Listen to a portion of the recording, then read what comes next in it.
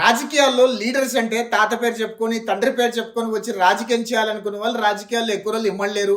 అలాంటి వాళ్ళు రాజకీయాల్లో సక్సెస్ అయినట్టుగా కూడా మన చరిత్రలో ఎప్పుడూ చూడలేదు. కానీ ఒక నాయకుడు ప్రజల మధ్యలో నుంచి కార్యకర్తల మధ్యలో నుంచి పుట్టుకొస్తే అలాంటి నాయకుడికి మంచి రాజకీయ భవిష్యత్తు ఉంటుంది అనడానికి మన మధ్యలో ఎన్నో ఉదాహరణలు ఉన్నాయి.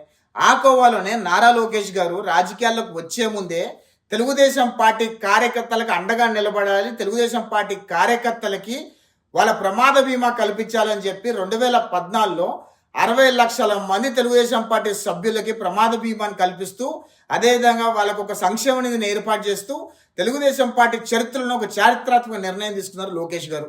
అదేవిధంగా రెండో చారిత్రాత్మక నిర్ణయం ఏంటంటే ఆనాడు తెలుగుదేశం పార్టీ ద్వారా అన్నా క్యాంటీన్ స్థాపించి అన్నా క్యాంటీన్ ద్వారా ప్రతి పేదవాడికి 5 రూపాయలకే భోజనం కడుపు నిండా పెట్టాలని చెప్పి ఒక అద్భుతమైన నిర్ణయం తీసుకొని చారిత్రాత్మక నిర్ణయంగా నిలిచిపోయింది అది.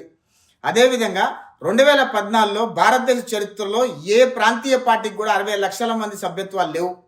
ఆనాడు లోకేష్ గారి నాయకత్వంలో 60 లక్షల మంది సభ్యత్వాలు ఆ రోజు అయ్యాయి.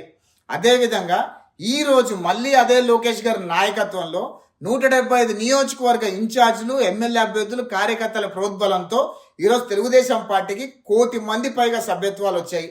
అంటే లోకేష్ గారి నాయకత్వం ఎంత బలంగా ఉంది తెలుగుదేశం పార్టీలో అనటానికి ఇది మంచి ఉదాహరణ. ఎందుకంటే లోకేష్ గారు ప్రజల మధ్యలో నుంచి వచ్చిన నాయకుడు, కార్యకర్తల మధ్య నుంచి వచ్చిన నాయకుడు.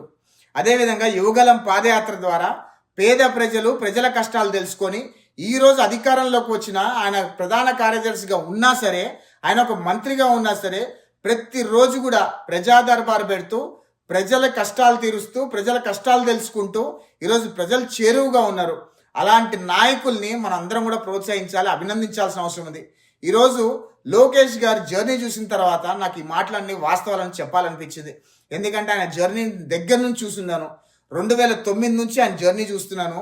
ఆయన ఏ రకంగా తెలుగుదేశం పార్టీ బ్యాక్ ఎండ్లో పనిచేశారు, తండ్రికి ఏ రకంగా చేదోడు వాదోడుగా ఉన్నారు, అదేవిధంగా తండ్రి కష్టాల్లో ఉన్నప్పుడు ఏ రకంగా తండ్రిని ముఖ్యమంత్రిని చేసుకోవడానికి ప్రజల మధ్యలోకి వచ్చి యువగలం పాదయాత్ర ద్వారా ప్రజలకు చేరువయ్యి తండ్రిని మళ్ళీ ముఖ్యమంత్రి పీఠం మీద ఏ రకంగా కూర్చోబెట్టాడు. ఇవన్నీ చూస్తుంటే కనుక ఒక నాయకుడు అనేవాడు ఎలా ఎమర్జ్ అవ్వాలి అనడానికి లోకేష్ గారు బెస్ట్ ఎగ్జాంపుల్ అనిపించింది. అందుకే నేను మీతో షేర్ చేసుకోవాలనుకున్నా. జై హింద్.